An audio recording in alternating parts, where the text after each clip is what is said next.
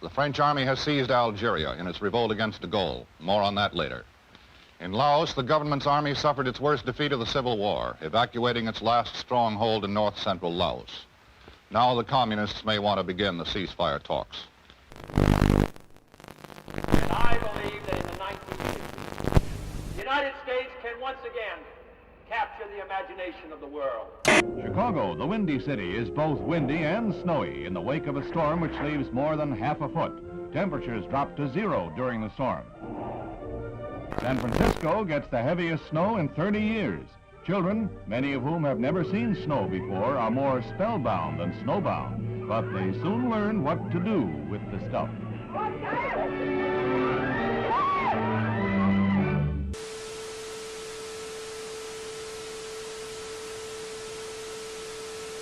I, John Fitzgerald Kennedy, do solemnly swear that you will faithfully execute the office of President of the United States. that I will faithfully execute the office of President of the United States And will, to the best of your ability, and will, to the best of my ability, preserve, protect, and defend the Constitution of the United States. preserve, protect, and defend the Constitution of the United States. So help me God. So help me God.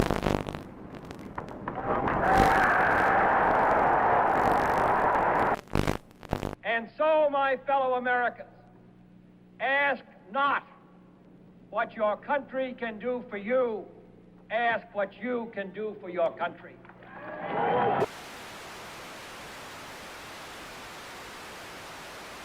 British Prime Minister Harold Macmillan arrives in Key West, Florida for a conference with the President on the explosive crisis in Laos. They jointly declare determination to prevent the Southeast Asian kingdom from being taken over by communist-supported rebels. Also discussed is Britain's ceasefire proposal to Moscow. Is the Soviet Union willing to agree to a ceasefire in Laos? We touched in conversation this subject. I have nothing to say publicly at this moment. The look for 61 will recall the Jazz Age, and where Paris leads, the rest of the fashion world is likely to follow. Here was a new symbol of communist ruthlessness. Overnight, East Berlin became a concentration camp, sealing in the inhabitants of that sector. Barbed wire and cement were the answers to the refugee problem. Khrushchev repeats his threat to sign a separate peace treaty with East Germany, which he claims, wrongly, rights in Berlin. Served with an order by East German authorities that all U.S. personnel must show identification before entering that section of Berlin, American troops answer with the only language the Reds seem to understand, a show of arms. Castro marks the second anniversary of his revolution with the biggest military parade ever staged in Cuba, featuring tanks and other heavy weapons from Russia and Red Czechoslovakia. Shortly afterwards, Castro demanded the United States Embassy drastically reduce its staff to 11 persons. It was the last straw in his long campaign and harassment. I believe that this nation should commit itself to achieving the goal before this decade is out of landing a man on the moon and returning him safely to the Earth. No single space project in this period will be more impressive to mankind or more important for the long-range exploration of space, and none will be so difficult or expensive to accomplish. The assault has begun on the dictatorship of Fidel Castro. Cuban army pilots opened the first phase of organized revolt with bombing raids on 3 military bases. In Havana, Acting Foreign Minister Olivares shows diplomats rockets fired from the Cuban raiders, which he claims have U.S. marking. These charges are totally false, and I categorically. The United States has committed no aggression against Cuba, and no offensive has been launched from Florida or from any other part of the United States.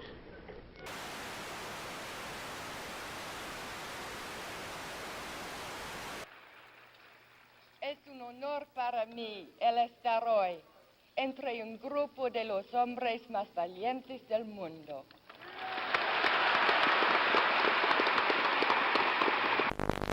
Castro gloated over his victory and told the world that Cuba was now a socialist nation and would hold no more elections. The next day, the United States officially proclaimed Cuba to be a communist satellite state. His first great success in space when the Russians pushed a man across the threshold. He was Yuri Gagarin, the astronaut the Russians lionized as the first to. It was the propaganda coup of the year. Today, this Redstone Mercury is the center of world attention as Lieutenant Commander Shepard walks to the elevator that will carry him 65 feet aloft to the capsule. It's 6:20 a.m., a moment of history. 3, 2, 1, 0.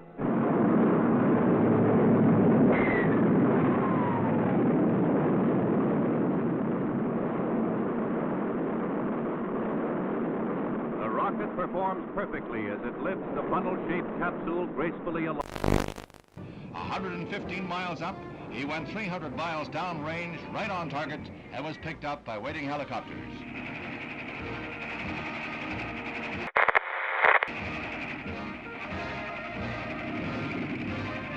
The triumph of Alan B. Shepard, U.S. space pioneer.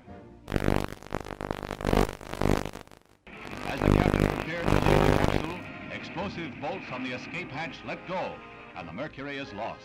However, the moon gets closer.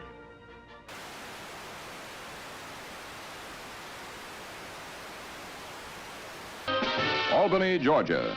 A Negro nation is led by the Reverend Martin Luther King.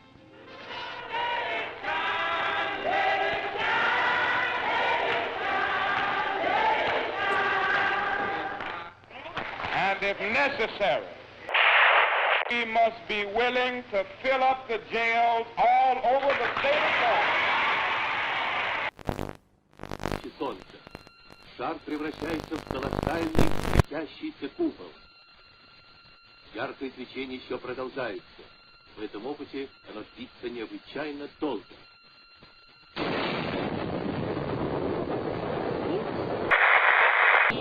Напутствует прихода ударной волны.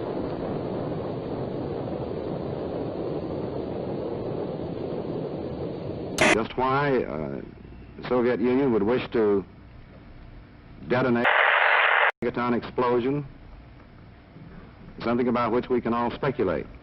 At Oxford, integration at the University of Mississippi and crusade. When Air Force veteran James Meredith tries to register, the police lines are drawn, U.S. Marshals blocked. When university officials are cited for contempt of federal court, Governor Ross Barnett Negro applicant. Meredith goes away, and the federal government ponders its next move. The forces increase tenfold and more. It is not enough to avert a night of rioting, leaving 2 dead and the campus the shambles of a battlefield.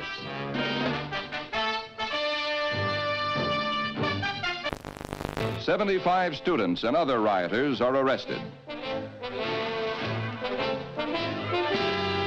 Among those seized, former Major General Edwin Walker, who is charged with insurrection. And James Meredith becomes a duly registered student at the University of Mississippi." Sir, there's been a great deal of turmoil and conflict. 2 people have been killed. Do you have any feelings of guilt? Have you given it any second thoughts?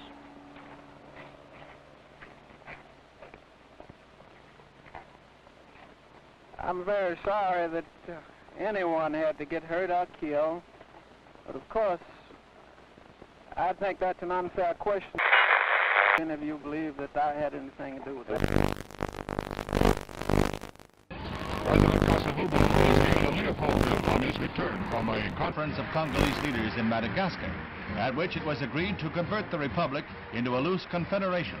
The streets are jammed for a parade in celebration of the decision. But red opposition to the plan is heated, and the pro-Soviet Antoine Gazanga, Lumumba's political heir, still controls key areas and sizable armed forces.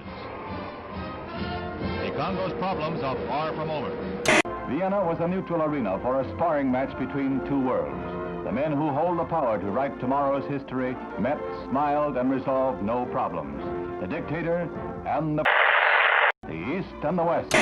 St. James Church in the Hudson River hamlet of Hyde Park is the scene of last rites for the First Lady of the World, Eleanor Roosevelt. President Kennedy heads the list of distinguished world leaders who pay last tribute to the beloved woman who is remembered as a humanitarian and one who loved her fellow man. There is no strife, no prejudice, no national conflict in outer space as yet.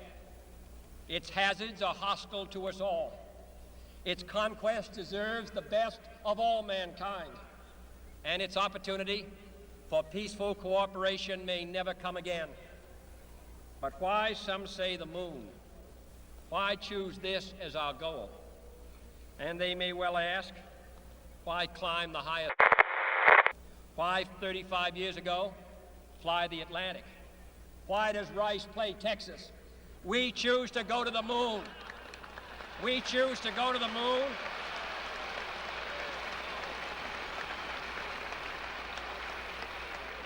We choose to go to the moon in this decade and do the other things, not because they are easy, but because that goal will serve to organize and measure the best of our energies and skills, because that challenge is one that we're willing to accept, one we are unwilling to postpone, and one we intend to win, and the others too. The Cold War, the ground forces of NATO have been alert against the military threat of the communist bloc. Now, Honest John missiles add to NATO's striking power.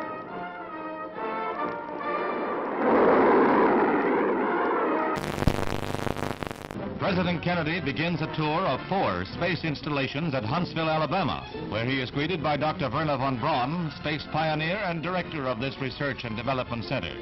The missiles on display are dwarfed by the mighty Saturn rocket. This booster is the first stage of the rocket that will put the 3-man Apollo capsule into a 2-week orbit of the Earth in 1964. Preliminary to a lunar shoot. Gemini, which was developed here, will allow 2 men to orbit the Earth for 2 weeks and will be used for experiments in outer space rendezvous and docking missions. This winds up the President's first-hand look at our space program and our progress in the race for space. The first deficit comes from a recession. If we can take the proper action in the proper time, it's an important step we can take to prevent another recession. That is the right kind of a tax cut, both for your family budget and the national budget. Chiang Kai-shek, leader of the peoples of Free China on the island of Taiwan, heads the celebration of the 50th anniversary of the overthrow of the Manchu dynasty. 11 million Chinese, strong with their dream of someday wresting their homeland from the communists, are marking the day that saw the end of 4,000 years of monarchy in China. Khrushchev declared, through the formation of the world system of socialism, the situation in the world has altered radically. At present, it is not circles whom. On December 2nd, 1961, Castro reveals, I am a Marxist-Leninist and will be one until the day I die. Socialism is a word.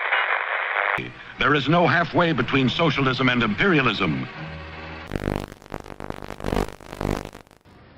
This government, as promised, has maintained the closest surveillance of the Soviet military buildup on the island of Cuba.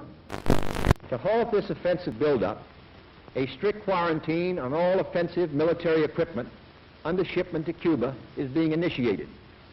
All ships of any kind bound for Cuba, from whatever nation or port, where they're found to contain cargoes of offensive weapons, be turned back. It shall be the policy of this nation to regard any nuclear missile launched from Cuba against any nation in the Western Hemisphere as an attack by the Soviet Union on the United States, requiring a full retaliatory response upon the Soviet Union. Communism's adventure in Cuba is a sophisticated one. Political, psychological, subversive, with paramilitary features. Can a democratic society, wherein the right to know and the value of knowing are basic, can a democratic society wage successful political, psychological, subversive warfare against communism? Leather is falling into step in the fall fashion parade. Finished in an explosion of rainbow colors, leather has been styled into smocks and sheath-top skirts like this eye-stopping pair. Just the thing for a day's outing at Sterling Forest Gardens in New York. In Trafalgar Square, 2,000 Londoners demonstrate against the United States blockade. Fidel Castro whips up a furor in Cuba, charging the United States with arming and training mercenary forces for an imminent invasion. He calls out some 200,000 militiamen for training and guard duty at key points throughout Havana.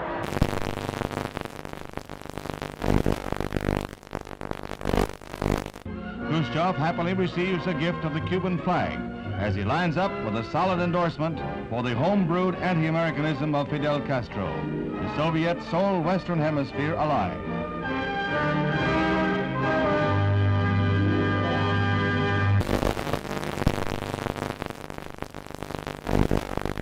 As he arrives back in Washington, the president hears more bad news. China has just invaded India. Is this part of a two-pronged communist assault? Now the president must weigh all the factors one final time, then make his decision, knowing that whatever he does, he risks nuclear war.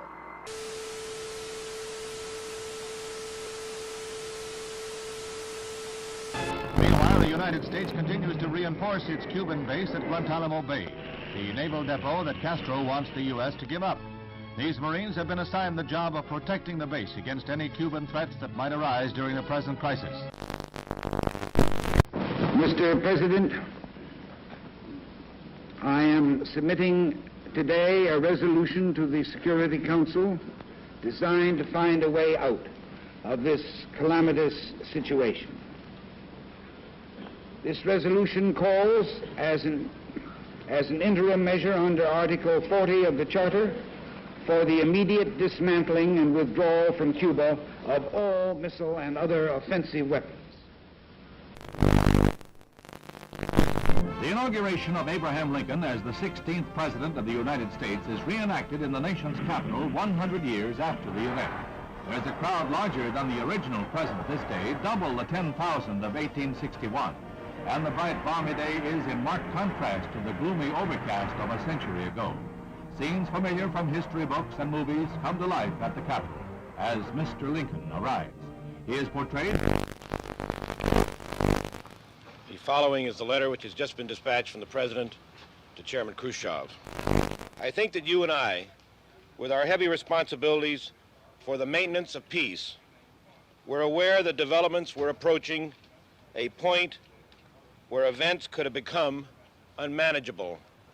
So I welcome this message and consider it an important contribution to peace. It urgently recommends that the United States and the Soviet Union confer promptly on measures to remove the existing threat to the security of the Western Hemisphere and the peace of the world, and to report thereon to the Security Council. Earlier today, Secretary of Defense Robert McNamara announced that yesterday's photographic surveillance of Cuba indicated that the bases were being dismantled. But with increased United States aid and instruction, Vietnam soldiers learned to fight back against the communist Viet Cong. Helicopters become a crucial weapon against guerrillas who strike, then disappear will-o'-the-wisp in marshes.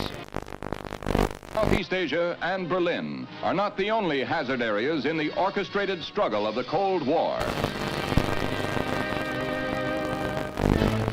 There is Cuba, from which Bay of Pigs invaders hobble back when their ransom is paid. The President visits the big missile center at Vandenberg Air Force Base. He becomes the nation's first president to see an intercontinental ballistic missile fired when an Atlas D blasts off its pad to roar down the Pacific Missile Range in a perfect launch.